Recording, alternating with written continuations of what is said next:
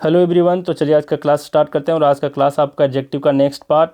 और आज के लेक्चर को छोड़ करके दो और भी आपको लेक्चर्स मिलेंगे।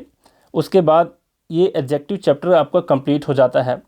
और आप देखोगे गौर से, अगर पूरे सीरीज़ को, एडजेक्टिव के पूरे सीरीज़ को, सारे पार्ट्स को अगर आप देख लेते हो तो आपको पता चलेगा कि चाहे कोई बेसिक लेवल का कॉन्सेप्ट हो या फिर एडवांस लेवल का कॉन्सेप्ट हो, सारे के सारे मैंने कवर करवा दिए हैं।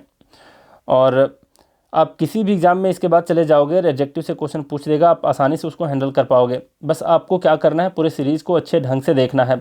एक भी कॉन्सेप्ट को मैंने नहीं छोड़ा हुआ है।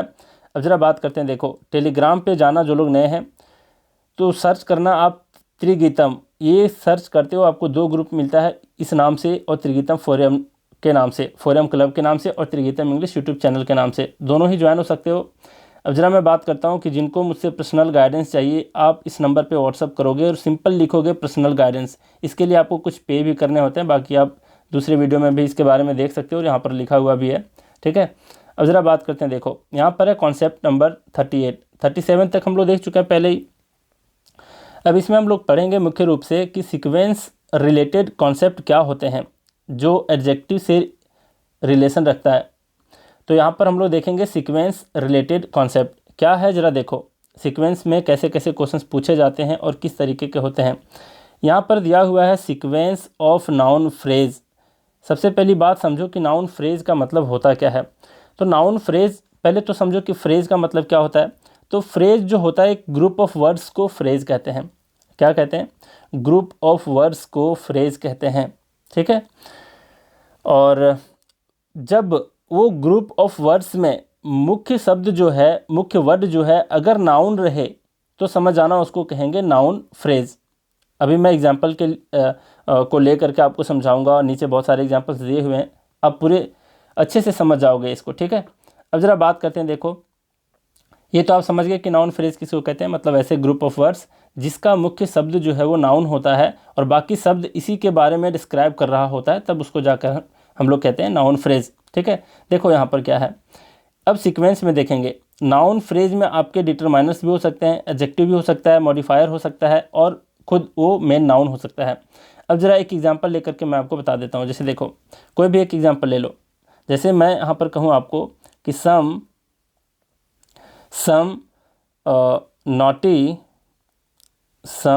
नॉटी स्कूल गोइंग बॉयज़, ये मैंने यहाँ पर लिखा। अब ज़रा आप गौर करोगे कि इसमें एक ये ग्रुप ऑफ वर्ड्स है, मतलब एक ये फ्रेज है।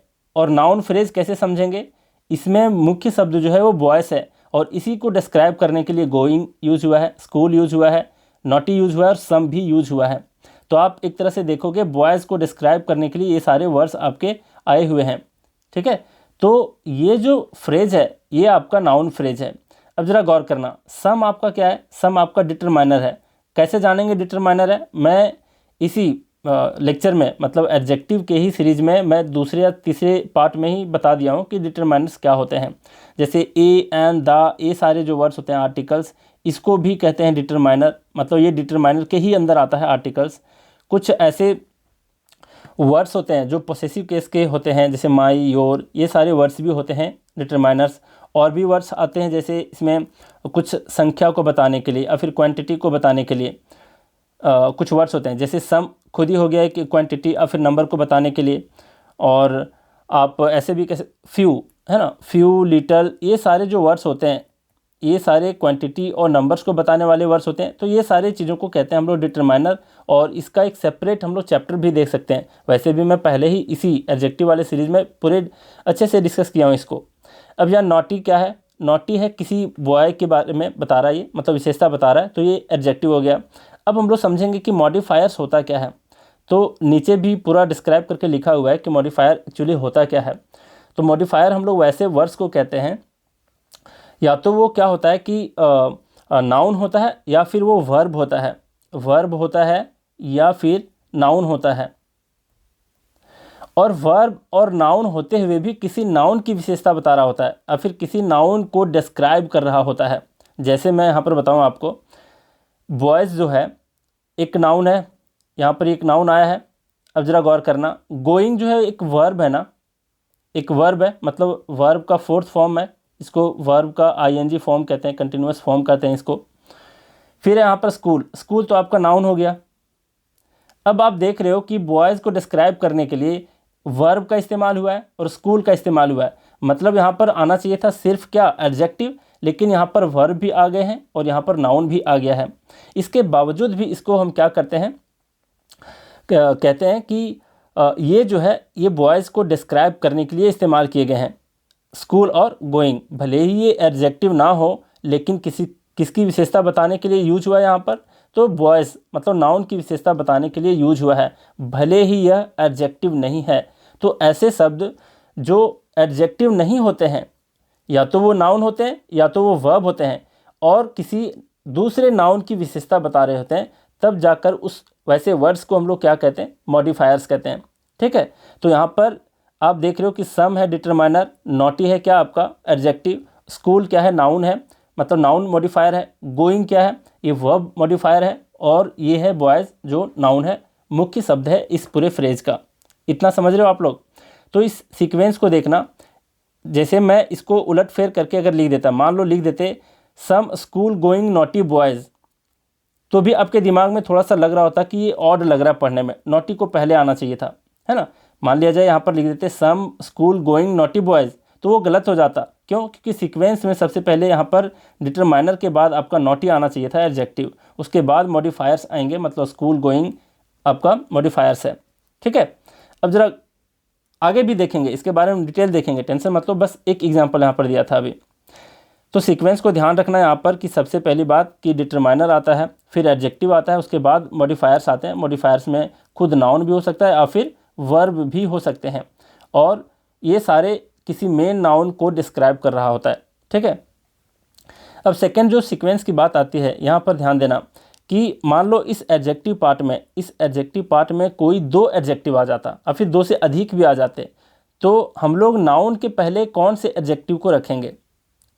मैं अभी बता रहा हूँ, देखो यह है कि अगर दो एडजेक्टिव किसी नाउन को डिस्क्राइब करे तो नॉन ग्रेडेबल एडजेक्टिव का मतलब क्या होता है, आप तो ऑलरेडी देख चुके सेकंड या थर्ड पार्ट में, जाकर के इसको चेक करना कि ग्रेडेबल और नॉन ग्रेडेबल क्या होता है। तो मैं शॉर्ट में बता दूं, वैसे पूरा डिस्क्राइब करके नीचे भी लिखा हुआ है कि नॉन ग्रेडेबल एडजेक्टिव ऐसे एडजेक्टिव को कहते हैं जिसका कंपैरेटिव डिग्री और सुपरलेटिव डिग्री बनाना पॉसिबल नहीं होता। जिसको हम लोग बना पाते हैं, जिसको हम लोग डिग्री में रख पाते हैं, उसको कहते हैं ग्रेडेबल, है ना, उसकी ग्रेडिंग कर पाते हैं। और जिसकी ग्रेडिंग हम लोग नहीं कर पाते, मतलब जिसका ना तो हम लोग कंपैरेटिव डिग्री बना सकते हैं ना सुपरलेटिव डिग्री बना सकते हैं, तो वैसे एडजेक्टिव को हम लोग कहते हैं नॉन ग्रेडेबल एडजेक्टिव। ठीक है, यहाँ तक। जैसे बहुत सारे एग्जाम्पल को मैं लिया था, जैसे एक वर्ड आया था राउंड, है ना, गोल, तो राउंडर और राउंडेस्ट कोई वर्ड नहीं होता, या फिर मोर राउंड मोस्ट राउंड नहीं कह सकते। सर्कुलर, है ना, सर्कुलर का मतलब होता है सेंटर से इक्वल डिस्टेंस पर इसकी परिधि होती है, सरकमफ्रेंस, ये इसका डेफिनेशन होता है। तो कोई भी वस्तु या कोई भी चीज़ ऐसा नहीं होता कि कम सर्कुलर हो और ज़्यादा सर्कुलर हो, मतलब उसकी ग्रेडिंग हम लोग नहीं कर सकते टेक्निकल टर्म में, समझ रहे हो। बोलने में तो हम लोग भले कह देते हैं ये कम गोल है, वो ज़्यादा गोल है, लेकिन गोल का मतलब गोल होता है, कोई चीज़ कम गोल और ज़्यादा गोल नहीं होता है इसके डेफिनेशन के हिसाब से, समझ रहे हो ना, सर्कल के डेफिनेशन के हिसाब से। तो राउंड, सर्कुलर, ये सारे वैसे वर्ड हैं। जैसे मान लिया जाए एक वर्ड का इस्तेमाल करूँ डेड, मतलब कोई व्यक्ति डेड है, डेड पर्सन है। ठीक है, यहाँ पर पर्सन को डिस्क्राइब करने के लिए डेड आया है, मतलब ये एडजेक्टिव है। और डेड को हम लोग ग्रेडिंग कर सकते हैं कि ये व्यक्ति ज़्यादा डेड है और फिर कम डेड है, ऐसा तो नहीं कहते ना। डेड मतलब मरा, वो कम मरा और ज़्यादा मरा नहीं होता कुछ, है ना। तो ऐसे एडजेक्टिव को हम लोग कहते हैं नॉन ग्रेडेबल एडजेक्टिव। तो यहाँ पर कॉन्सेप्ट क्या कह रहा है कि जो भी यहाँ मेन नाउन है और यहाँ पर एडजेक्टिव आए हैं और उस एडजेक्टिव में 2 या 3 एडजेक्टिव आए हैं, तो उन तीनों एडजेक्टिव में हम लोग किसको पहले रखेंगे, किसको बाद में रखेंगे, ये समस्या उत्पन्न होती है। तो ध्यान रखना कि जो नॉन ग्रेडेबल एडजेक्टिव होता है वो नाउन के सबसे क्लोज रखे जाते हैं, ध्यान रखना इस चीज़ को। वैसे एडजेक्टिव्स जो नॉन ग्रेडेबल एडजेक्टिव होते हैं उसको नाउन के पहले रखते हैं। इसके पीछे में इसका क्या लॉजिक होता है, इसका क्या वजह होता है कि नॉन ग्रेडेबल को ही हम लोग मेन नाउन के क्लोज रखते हैं, सबसे नज़दीक रखते हैं, इसके पीछे के भी लॉजिक पर चर्चा करेंगे। आप बस अभी इंट्रो देखते जाओ टेक्निकल टर्म्स के बारे में, ठीक है। तो ध्यान देना यहाँ पर कि अगर नाउन फ्रेज हो, कोई एक नाउन हो, उसकी विशेषता अलग अलग चीज़ें बताएं, जैसे डिटरमाइनर, एडजेक्टिव या मॉडिफायर्स हो, तो पहले आता है डिटरमाइनर, फिर एडजेक्टिव, फिर मॉडिफायर्स, उसके बाद मेन नाउन खुद आता है। और अगर दो एडजेक्टिव किसी नाउन को डिस्क्राइब करे तो नॉन ग्रेडेबल एडजेक्टिव जो होता है वो नाउन के सबसे क्लोज होता है, ठीक। बस ये इस 2 पॉइंट को रखना। अब जरा देखो, यहाँ पर आ जाता है सवाल इससे रिलेटेड, सीक्वेंस ऑफ एडजेक्टिव। अब यहाँ पर क्या होता है, देखो यहाँ मेन नाउन है, आपका मेन नाउन है और इसको डिस्क्राइब कर रहा है कोई मटेरियल, अब फिर nationality, colour, age, shape, size और फिर ओपिनियन आता है। तो इस चीज़ को भी आप लोग ध्यान रखना। अगर इसके प्रथम लेटर को लिख करके एक निमोनिक्स भी आप लोग बना लेते हो और याद कर लेते हो तो भी बहुत अच्छी बात है। वैसे किसी भी एग्ज़ाम में आज तक देखा गया है कि हार्डली 3 चीज़ दिए रहेंगे, इतने सारे नहीं दिए रहेंगे, कोई 3 एडजेक्टिव दिया रहेगा, उसमें से आपको बस गौर करना होगा कि किसको हम पहले लिखेंगे, ठीक है। तो यहाँ पर अगर किसी की ओपिनियन हो, यहाँ ओपिनियन को लेकर के आप बुक में पढ़ते हो तो नहीं समझ में आता, क्योंकि वहाँ पर बहुत शॉर्ट में समझाया रहता है। मैं आपको पूरे डिटेल बता दूंगा कि ओपिनियन का मतलब यहाँ कहना क्या चाह रहा है। तो opinion, size, shape, age, colour, nationality, material और मेन नाउन, ऐसा इसका सीक्वेंस होता है और इस सीक्वेंस को आप लोग ध्यान में रखना, ठीक है। अब मैं डिस्कस करता हूँ एक एक करके। पहले टेक्निकल टर्म के बारे में देखते जाओ, जो मैं अभी बताया नोट में करके। देखो ये डिटरमाइनर्स है। डिटरमाइनर्स में क्या क्या आते हैं, आर्टिकल्स आते हैं, मतलब ए एंड दा को भी डिटरमाइनर कहते हैं। और इसके बारे में और बहुत सारा कॉन्सेप्ट मैं दे चुका हूँ, सेकेंड या थर्ड पार्ट में जा करके देख लेना, ठीक है। फिर पॉसेसिव केस के कुछ प्रोनाउन होते हैं, डेमोन्स्ट्रेटिव केस के कुछ प्रोनाउन होते हैं, जैसे my, your, our, his, her, its, ये सारे क्या हैं, पोसेशन को बता रहा होता है। तो ये सारे वर्ड्स को भी हम लोग क्या कहते हैं, डिटरमाइनर्स कहते हैं। डेमोन्स्ट्रेटिव होता है जैसे दिस, दैट, दीज, दोज, ये सारे वर्ड्स को भी हम लोग क्या कहते हैं, डिटरमाइनर्स ही कहते हैं। और संख्या फिर मात्रा को बताने वाले वर्ड्स जैसे some, any, each, every, all, both, several, either, neither, much, many, few, little, ये सारे जो वर्ड्स हैं, ये सारे वर्ड्स को भी हम लोग डिटरमाइनर कहते हैं, ठीक है। बस इतना ध्यान में रखने की कोशिश करना। और डिटरमाइनर नाउन फ्रेज में सबसे पहले आता है। बस टेक्निकल टर्म की मैं चर्चा कर रहा हूँ ताकि आपके दिमाग में आ जाए कि कौन सा जो वर्ड है, जैसे डिटरमाइनर एक वर्ड है, इसका मतलब होता क्या है, ये समझाने की कोशिश है मेरी यहाँ पर, देख लो। फिर एक वर्ड आता है मॉडिफायर। तो मॉडिफायर किसको कहते हैं मैं ऑलरेडी बता चुका हूँ। जैसे यहाँ पर है वैसे वर्ड्स जो एडजेक्टिव ना होते हुए भी नाउन को डिस्क्राइब करते हैं, उसको कहते हैं मॉडिफायर्स। और इसमें मेनली 2 चीज़ होते हैं, वर्ब्स और नाउन, ठीक है। और वर्ब्स जो होता है उसमें नॉन फिनाइट वर्ब्स होता है, प्रेजेंट पार्टिसिपल और फिर पास्ट पार्टिसिपल, ठीक है। नॉन फिनाइट में तो आपका टू इन्फिनेटिव भी आता है, जीरंड भी आता है, लेकिन उसको छोड़ दो। अभी फिलहाल के लिए देखो कि नॉन फिनाइट वर्ब्स जो होते हैं, प्रेजेंट पार्टिसिपल किसको कहते हैं, वर्ब के आईएनजी फॉर्म वाले वर्ड को कहते हैं प्रेजेंट पार्टिसिपल, है ना। और पास्ट पार्टिसिपल कहते हैं वर्ब का सेकेंड फॉर्म जो होता है, जिसमें इन जनरल ईडी लगा होता है ना। तो वैसे वर्ड्स को कहते हैं आपके मॉडिफायर्स। तो ध्यान देना, मतलब ये सारे वर्ब्स अगर किसी नाउन की विशेषता बता रहा होता है तो वो भले ही एडजेक्टिव नहीं है तो वो वर्ब है ना, प्रेजेंट पार्टिसिपल का वर्ब और फिर पास्ट पार्टिसिपल का, उसके बावजूद भी वो क्या कर रहा है, किसी नाउन को डिस्क्राइब कर रहा है, तब उसको हम लोग एडजेक्टिव नहीं कहते, तब उसको हम लोग मॉडिफायर्स कहते हैं, ठीक है। फिर इसी तरीके से नाउन मॉडिफायर्स होता है। और नाउन मॉडिफायर्स कहते हैं किसको, वैसे नाउन्स जो कंपाउंड नाउन बनाते हैं उसको कहते हैं नाउन मॉडिफायर्स। जैसे मैं आपको बताऊं यहाँ पे, जैसे यहाँ पर ड्राइवर है, ड्राइवर को डिस्क्राइब कौन कर रहा है, ट्रक, लेकिन ट्रक कोई एडजेक्टिव है क्या, नहीं है ना, ये क्या है, खुद भी एक नाउन है, उसके बावजूद भी ये क्या कर रहा है, ड्राइवर को डिस्क्राइब कर रहा है। तो भले ही ये एडजेक्टिव नहीं है, यह क्या है, नाउन है, लेकिन किसको डिस्क्राइब कर रहा है, दूसरे नाउन को, है ना। तो यहाँ पर इसको, ट्रक को हम लोग एडजेक्टिव नहीं कहेंगे, इसको कहेंगे मॉडिफायर्स। और कौन सा मॉडिफायर, ये है आपका नाउन, तो खुद कहेंगे इसको नाउन मॉडिफायर है। जैसे बेडशीट हम लोग लगाते हैं, तो शीट आपका क्या है, नाउन है। बेड क्या है आपका, ये भी नाउन है। ये क्या कर रहा है, इसकी विशेषता बता रहा है और फिर इसको डिस्क्राइब कर रहा है। तो ये एडजेक्टिव तो है नहीं, बेड आपका एडजेक्टिव है नहीं, क्या है, मॉडिफायर है ना, नाउन है, इसलिए इसको हम लोग एडजेक्टिव ना बोल करके मॉडिफायर कहते हैं। जैसे मैं कहूँ मॉर्निंग वॉक, तो वॉक क्या है आपका, एक तरह का वर्ब है ना। और यहाँ पर आपका मॉर्निंग जो है एक नाउन है, तो क्या कह सकते हैं, इसको भी हम लोग कहेंगे कंपाउंड नाउन कहेंगे इसको। इतना तो समझ रहे हो ना।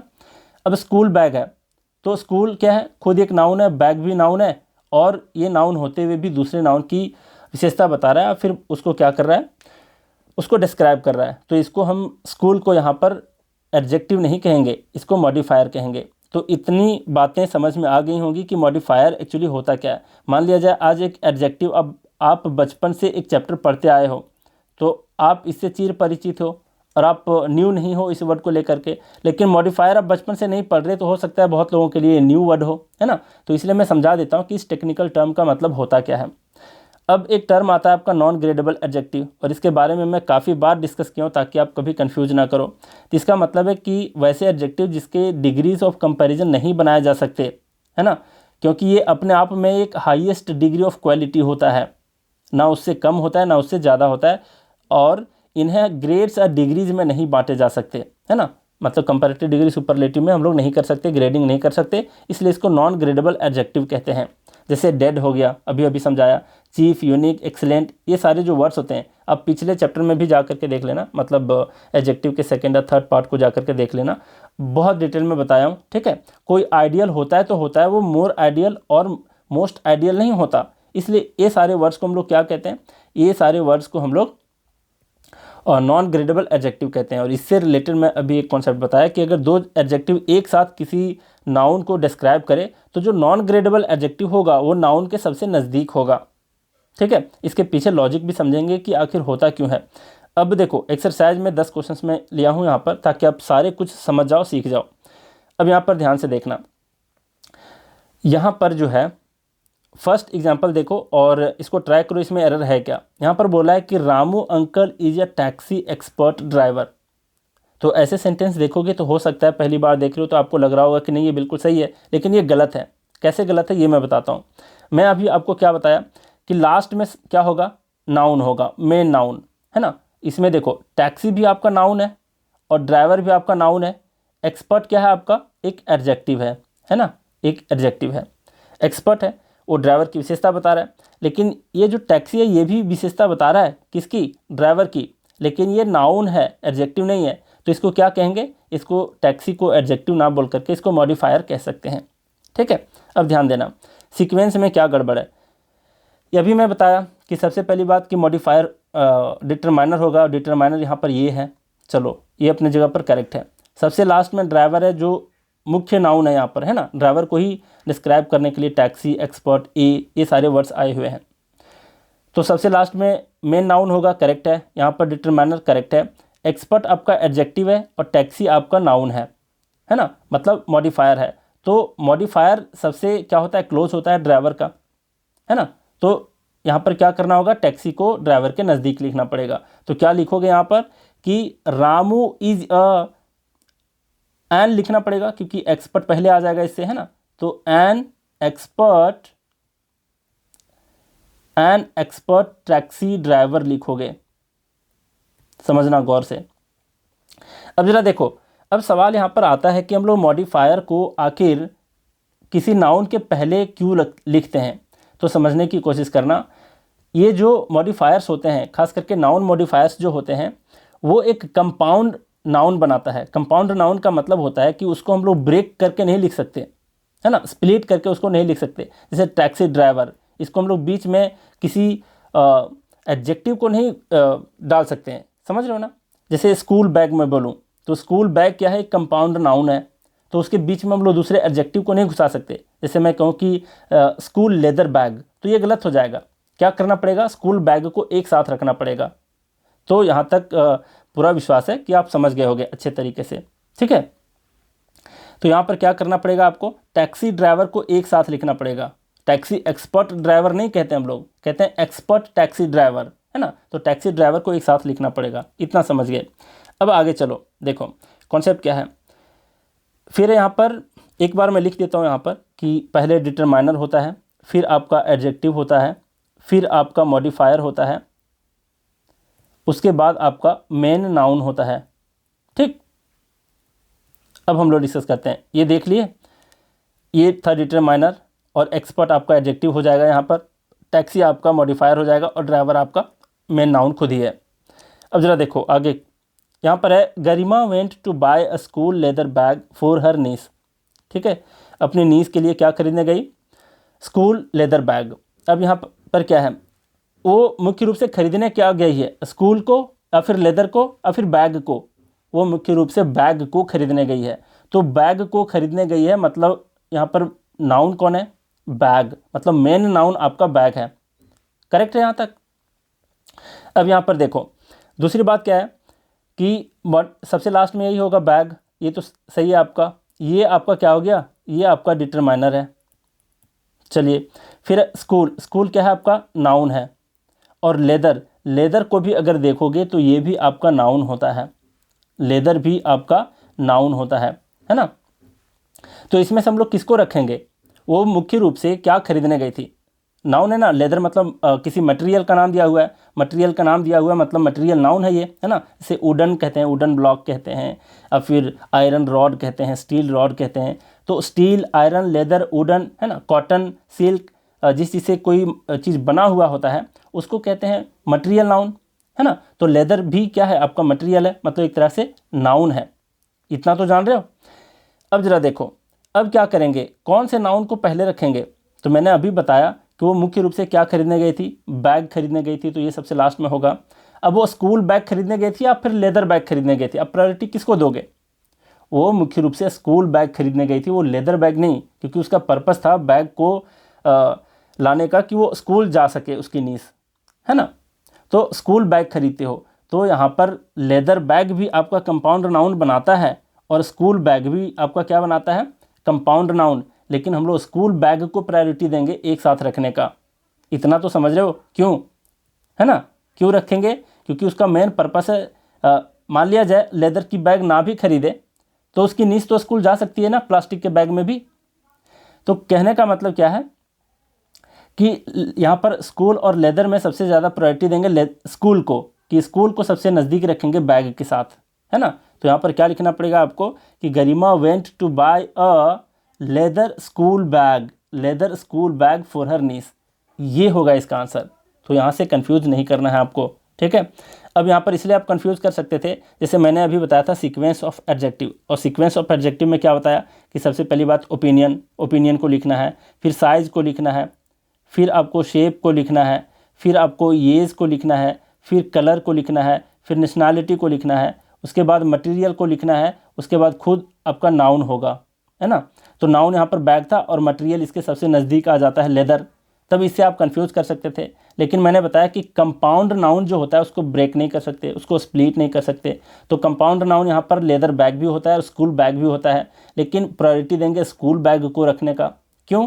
क्योंकि उसका मेन पर्पस था कि वो स्कूल बैग खरीदने गई थी, ना कि लेदर बैग खरीदने। समझ रहे हो ना? अगर लेदर बैग ना भी मिले मार्केट में तो दूसरा बैग खरीद के आ सकती है। तो यहाँ पर स्कूल बैग को एक साथ रखेंगे। तो इतना कॉमन सेंस आपको लगाना होगा, है ना। तो सीक्वेंस क्या था यहाँ पर कि Garima went to buy a leather school bag, तो बैग के साथ हम लोग स्कूल को रखेंगे। इतना समझ गए। अब थर्ड नंबर देखो, थर्ड नंबर में दिया है the shopkeeper displayed a bed cotton sheet. अब यहाँ भी गलत है। क्या गलत है? कॉटन शीट खरीदने गई थी या फिर बेडशीट खरीदने गई थी? तो यहाँ पर वो बेडशीट खरीदने गई थी, है ना। तो आपको क्या करना पड़ेगा? बेड को आपको शीट के नज़दीक लाना पड़ेगा, बेडशीट करना पड़ेगा, और कॉटन को उसके पहले रखना पड़ेगा। तो आंसर क्या होगा यहाँ पर कि the shopkeeper displayed a cotton bedsheet. ये समझ गए ना? मतलब बेडशीट जो है वो कंपाउंड नाउन बना रहा है, तो उसको ब्रेक नहीं करना है। तो बेडशीट को एक साथ लिखो। करेक्ट है यहाँ तक? अब नेक्स्ट देखो, यहाँ पर फोर्थ नंबर कॉन्सेप्ट क्या बोल रहा है कि Garima gifted her husband a round beautiful watch. अब यहाँ पर ध्यान देने की कोशिश करना। दूसरा कॉन्सेप्ट मैंने क्या बताया था आपको कि कोई एक नाउन है, कोई एक नाउन है और उसकी विशेषता दो एडजेक्टिव बता रहे हैं। तो सबसे पहले हम लोग किसको रखेंगे? उस वॉच के नज़दीक किसको रखेंगे? प्रायोरिटी किसको देंगे कि कौन रहे वॉच के नज़दीक? तो ब्यूटीफुल को रखोगे और फिर राउंड को रखोगे। जाहिर सी बात है कि राउंड को रखेंगे। राउंड को क्यों रखेंगे? क्योंकि राउंड जो है एक नॉन ग्रेडेबल एडजेक्टिव है। पहले भी बता चुका हूँ नॉन ग्रेडेबल एडजेक्टिव के बारे में, है ना। मतलब जिसके हम लोग कंपैरेटिव डिग्री और सुपरलेटिव डिग्री नहीं बना सकते, उसको कहते हैं क्या? उसको ही कहते हैं हम लोग नॉन ग्रेडेबल एडजेक्टिव। तो राउंड को आपको रखना पड़ेगा वॉच के नज़दीक, क्योंकि राउंड को हम लोग मोर राउंड मोस्ट राउंड नहीं लिखते, राउंडर राउंडेस्ट करके नहीं लिख सकते। वो खुद में एक एब्सोल्यूट एडजेक्टिव होता है जिसकी ग्रेडिंग हम लोग नहीं कर सकते। ठीक है, तो यहाँ पर क्या लिखना पड़ेगा, Garima gifted her husband a beautiful round watch. इतना करेक्ट है। चलिए ये भी समझ गए। अब गौर करने वाली बात है, अब लॉजिक को मैं समझाता हूँ। अब लॉजिक, यहाँ पर दो लॉजिक समझना। पहला लॉजिक मैंने बताया था कि कंपाउंड नाउन को ब्रेक करके नहीं लिखना है, और ब्रेक करके बीच में एडजेक्टिव को नहीं डालना है ना, और फिर दूसरे नाउन को नहीं डालना है। आपको क्या करना पड़ेगा, जो कंपाउंड नाउन है उसको बरकरार रखना पड़ेगा, उसको ब्रेक नहीं होने देना है। फर्स्ट कॉन्सेप्ट, फर्स्ट लॉजिक इसका ये था, क्योंकि ब्रेक करके लिखा नहीं जाता ग्रामर में बहुत सारे चीज़ों को, है ना।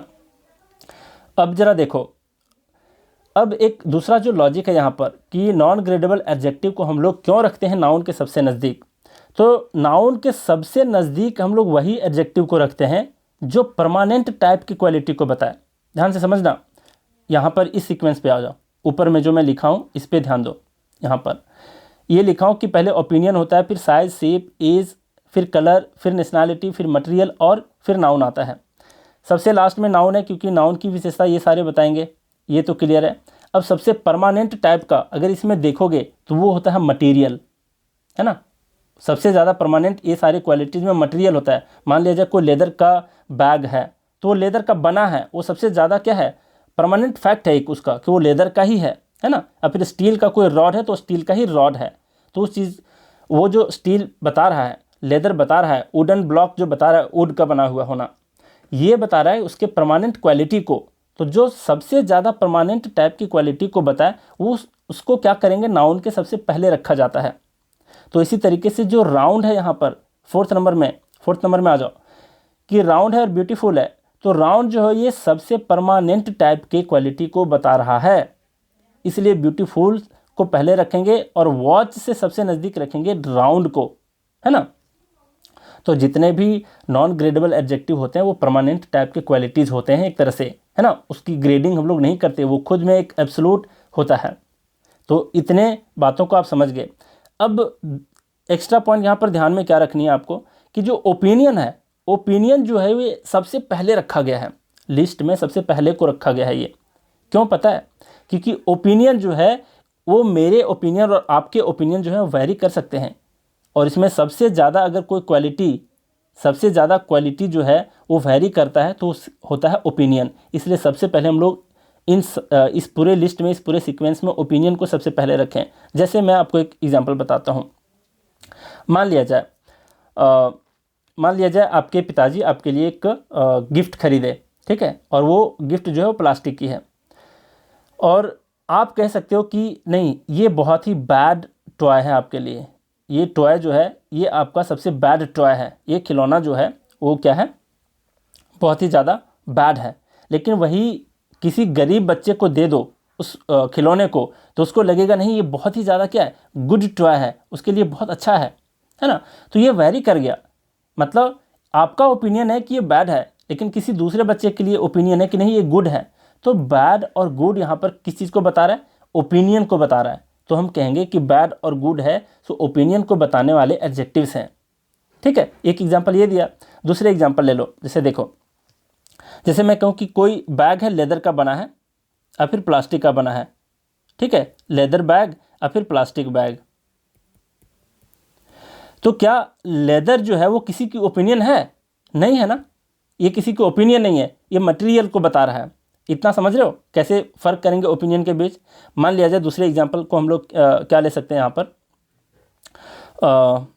कोई और भी, हाँ, मान लिया जाए आपको किसी ने वॉच खरीद के दिया है ना, तो आप क्या कहते हो कि ये कॉस्टली वॉच है। क्या है? कॉस्टली वॉच है, मतलब ये घड़ी जो है ये कॉस्टली है।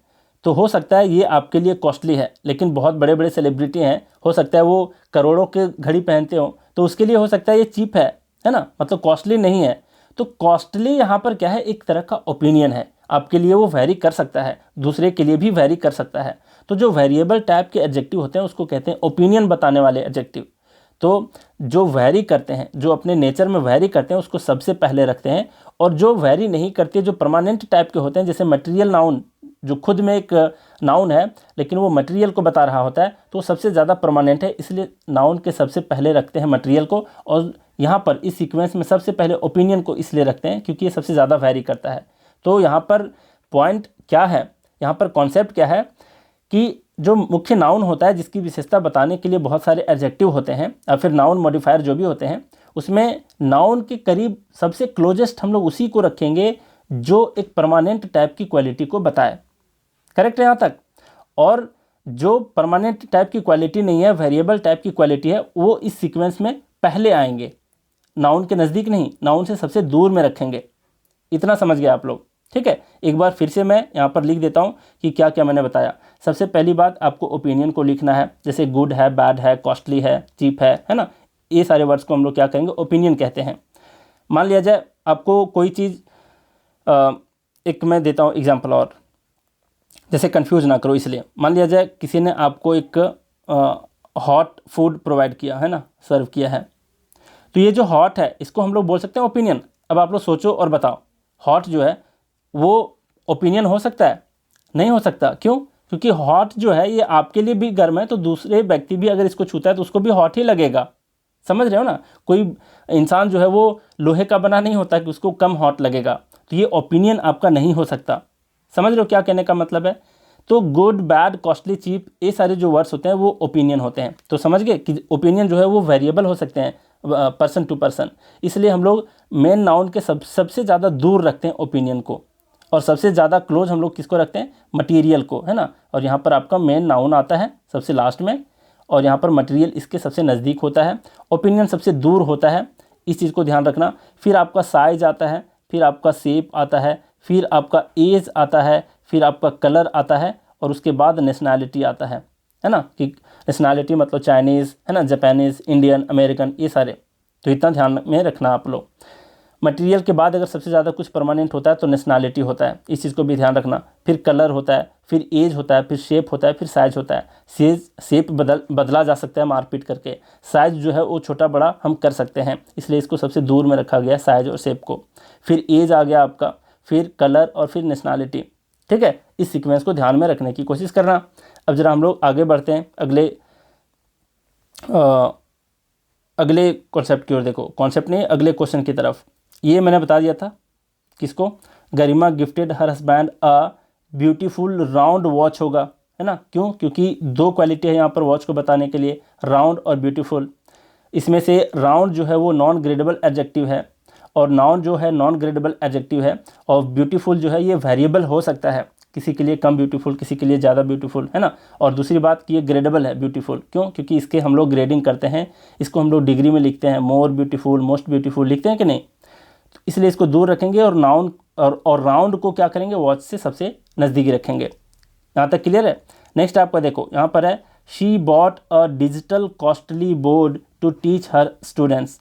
अब यहाँ पर देखो, यहाँ पर मेन नाउन कौन सा है, डिजिटल है, कॉस्टली है, बोर्ड है, क्या है, बोर्ड है ना। बोर्ड की क्वालिटी को बताने के लिए दो शब्द का इस्तेमाल किया गया है, पहला डिजिटल और दूसरा कॉस्टली।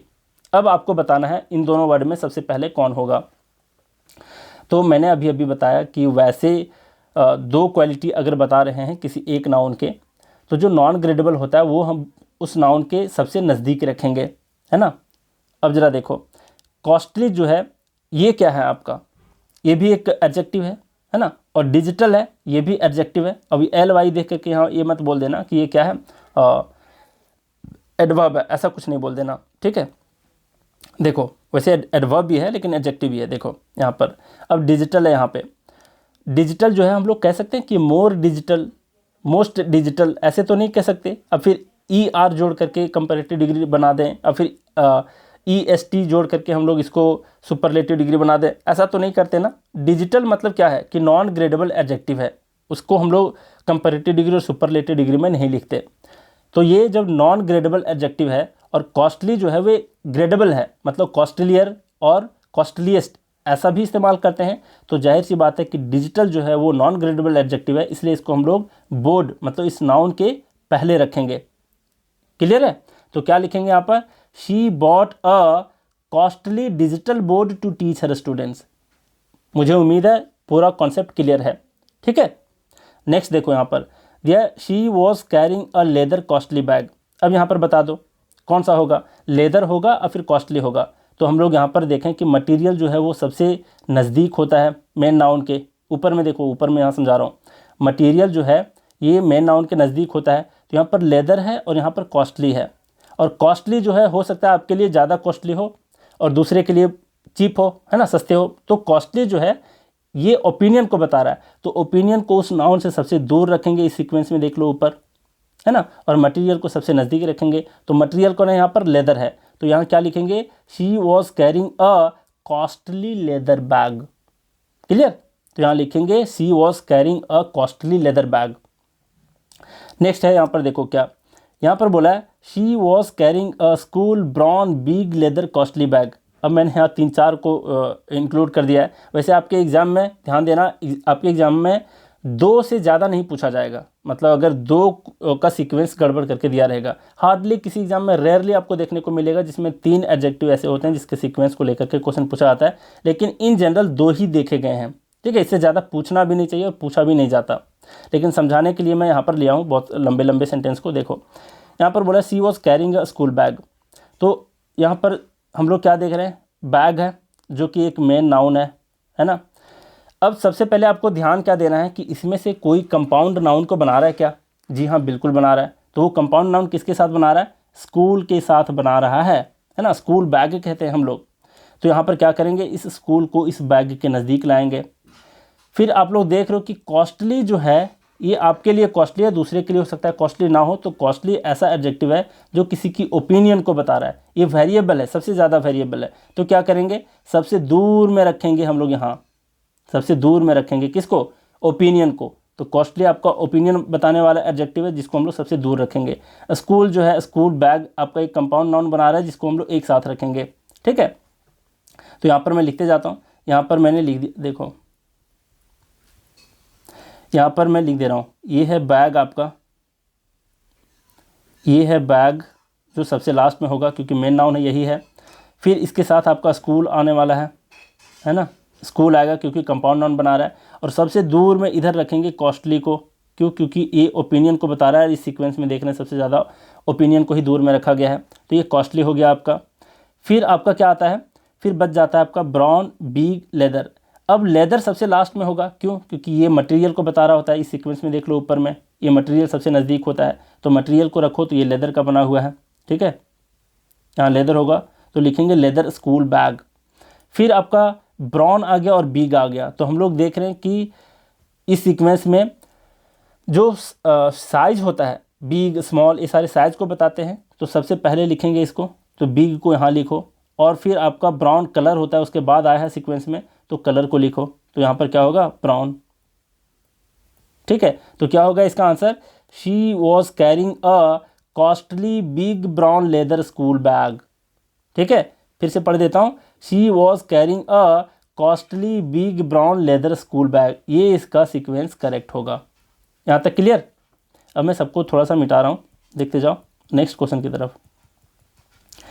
यहाँ नेक्स्ट क्वेश्चन पढ़ो क्या है, एक साथ मिटा दूंगा तो ऊपर वाला भी मिट जाएगा, है ना। देखो नेक्स्ट आपका 8 नंबर, यहाँ पर बोला है my brother brought some plastic Chinese toys for my nephew. अब यहाँ पर क्या है, मुख्य जो शब्द है वो क्या है, जो मेन नाउन है वो आपका टॉयज़ है। देख रहे हो ये टॉयज़ है। टॉयज़ की विशेषता बताने के लिए क्या है, प्लास्टिक है और चाइनीज़ है। और सम आपका हो जाता है क्या, डिटरमाइनर, जो सबसे पहले लिखेंगे। तो जी हाँ, ये सम अपने जगह पर करेक्ट है। अब हम लोग को हेर फेर करना है प्लास्टिक और चाइनीज़ के बीच। तो हम लोग क्या देख रहे हैं, प्लास्टिक जो है वो किस चीज़ को बता रहा है, मटीरियल नाउन को बता रहा है, मटीरियल को बता रहा है ना। एडजेक्टिव नहीं, ये नाउन है। तो नाउन को नाउन के साथ रखेंगे सबसे पहली बात, ठीक है। और ये कंपाउंड नाउन भी बनाएगा, प्लास्टिक टॉयज़। तो यहाँ पर देख रहे हैं कि मेन नाउन के पहले आपका आता है मटीरियल, तो हम लोग रखेंगे प्लास्टिक को टॉयज़ के साथ। और उसके पहले आता है नेशनैलिटी, है ना, तो चाइनीज़ को रखेंगे इसके साथ। तो यहाँ पर ऊपर वाले सीक्वेंस में फिर से जाओ, देखो यहाँ पर आप देख रहे होगे, थोड़ा कलर चेंज कर देता हूँ। यहाँ पर नाउन है ऊपर में, नाउन नहीं, मतलब मेन नाउन यहाँ पर है, इसके पहले मटेरियल है, उसके पहले नेशनैलिटी है, तो मटेरियल को रखेंगे यानी प्लास्टिक को रखेंगे हम लोग टॉयज़ के पहले, तब ये जाकर के बन जाएगा my brother brought some Chinese plastic toys for my nephew. Correct है, क्योंकि मटेरियल को हम लोग मेन नाउन के सबसे पहले रखेंगे और उस मटेरियल से पहले हम लोग नेशनैलिटी को रखेंगे। यहाँ तक करेक्ट। अब फिर से आगे देखो, फिर बोल रहा है my brother brought some small bad toys for my nephew. तो यहाँ पर देखो, सबसे पहली बात कि ढूंढो कि इसमें मेन नाउन कौन सा है, तो टॉयज़ है। टॉयज़ की विशेषता बताने के लिए स्मॉल है और बैड है। अब स्मॉल और बैड, स्मॉल किस चीज़ को बता रहा है, साइज़ को, और बैड किस चीज़ को बता रहा है, ओपिनियन को, है ना। वो आपके लिए बुरा हो सकता है, दूसरे बच्चे के लिए अच्छा हो, है ना। तो ये ओपिनियन बताने वाला वर्ड हो गया, तो ओपिनियन को सबसे पहले रखो, यानी क्या करेंगे, बैड को यहाँ रखेंगे और स्मॉल को टॉयज़ से पहले रखेंगे। तो यहाँ हो जाएगा my brother brought some bad small toys for my nephew. यहाँ तक करेक्ट है। तो यहाँ पर रखना था पहले ओपिनियन को, बाद में साइज़ को।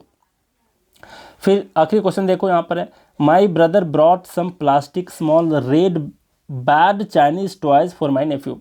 अब यहाँ पर क्या है, टॉयज़ मेन नाउन है, मेन नाउन सबसे लास्ट में है, चलो ठीक है, टॉयज़ ही खरीदा है। इसकी विशेषता बताने के लिए बहुत सारी बातें लिखी गई हैं कि प्लास्टिक का है, स्मॉल है, रेड है, बैड है, चाइनीज़ है ना। अब ज़रा बताओ आप लोग, सबसे पहले किसको लिखेंगे, मटेरियल को लिखेंगे ना। तो यहाँ पर प्लास्टिक दिया हुआ है मटेरियल, तो हम लोग लिखेंगे यहाँ पर मेन नाउन के पहले, यानी टॉयज़ के पहले हम लोग क्या लिखेंगे, टॉयज़ के पहले हम लोग लिखेंगे, यहाँ लिख देता हूँ, सबसे लास्ट में टॉयज़ है, फिर मटेरियल को लिखेंगे इसके पहले, तो ये हो जाएगा प्लास्टिक, प्लास्टिक टॉयज़। करेक्ट।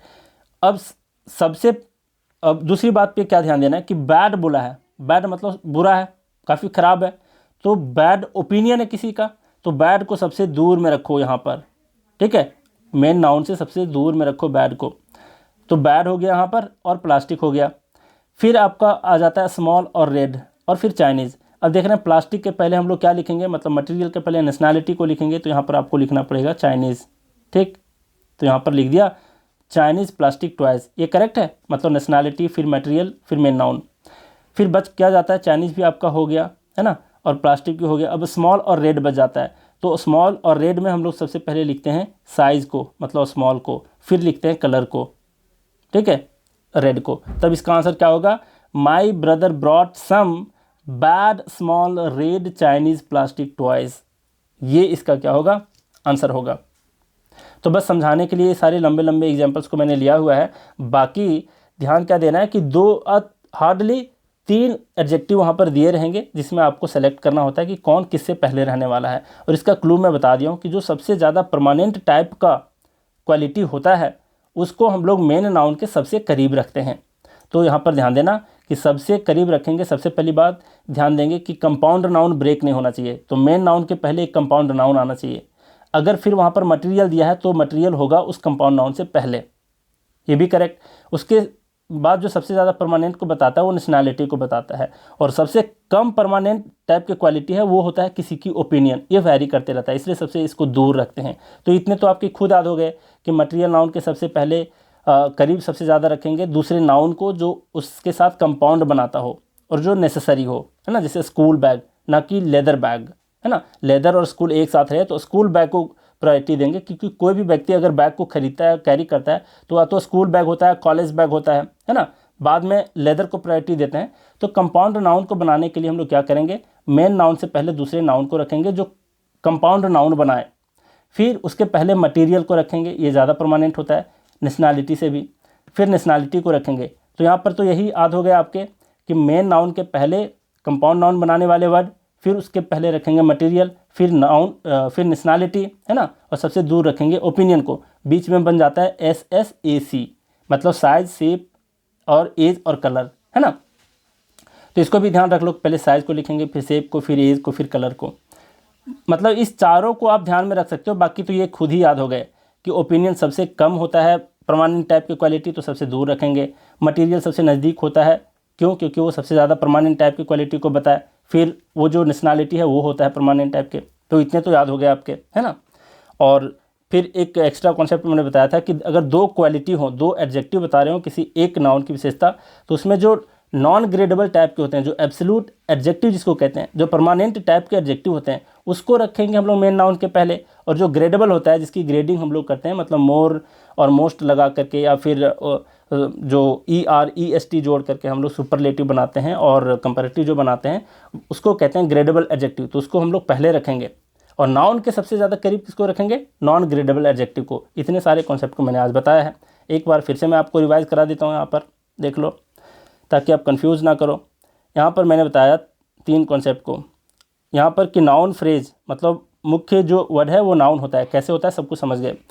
इसके पहले मॉडिफायर होता है, फिर एडजेक्टिव, फिर डिटरमाइनर। ऐसे याद रखना चाहो तो डिटरमाइनर, एडजेक्टिव, मॉडिफायर और मेन नाउन, है ना। फिर अगर 2 एडजेक्टिव किसी नाउन को डिस्क्राइब करें तो नॉन ग्रेडेबल एडजेक्टिव नाउन के सबसे क्लोजेस्ट लिखे जाते हैं। फिर सीक्वेंस ऑफ एडजेक्टिव जो होता है उसको ऐसे याद रखेंगे: opinion, size, shape, age, colour, nationality, material और मेन नाउन। मेन नाउन से पहले यहाँ ध्यान लगा सकते हो कि एक दूसरा नाउन भी आएगा जो इसके साथ कंपाउंड नाउन को बनाए। उसके बाद मटेरियल सबसे परमानेंट होता है टाइप का, मतलब मटेरियल सबसे परमानेंट टाइप की चीज़ को बता रहा होता है, तो इसको रखेंगे इसके सबसे नज़दीक, है ना। फिर नेशनैलिटी सबसे ज़्यादा परमानेंट होता है और सबसे कम परमानेंट होता है ओपिनियन, तो इसको सबसे दूर रखते हैं। फिर है साइज, शेप, एज और कलर। इतनी बातों को आपको ध्यान में रखने थे और एग्जाम्पल्स को बार बार पढ़ करके और प्रैक्टिस करके खुद देखना कि याद हुए कि नहीं। ये जो मैं 10 क्वेश्चन लास्ट में दे रखा हूँ, इसको खुद जा करके चेक करना कि आपसे सॉल्व हो रहे हैं कि नहीं, है ना। तो चलिए, ये सारे कॉन्सेप्ट को मैं सिखा दिया और अगले 2 लेक्चर भी लूँगा, उसके बाद कंप्लीट हो जाना है एडजेक्टिव को। तो चलिए, आज का क्लास हम लोग यहीं रैप अप करते हैं। Thank you very much.